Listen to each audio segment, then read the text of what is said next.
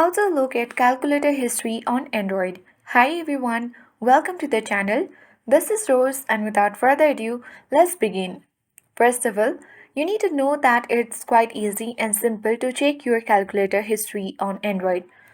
For that, you need to first locate calculator on your home screen. You can also look for a calculator application from your app drawer. Now you need to tap three dots at top right.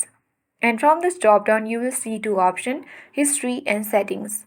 Simply tap history and here you will see all your calculator history on Android. If you wish to delete, you can tap the trash button at top right and tap delete all and all history will be permanently deleted from this device. And that's how we can look at calculator history on Android. I hope this guide was helpful. If it was, then do like, share, comment, and don't forget to subscribe. Thank you for watching, and I'll see you in the next video.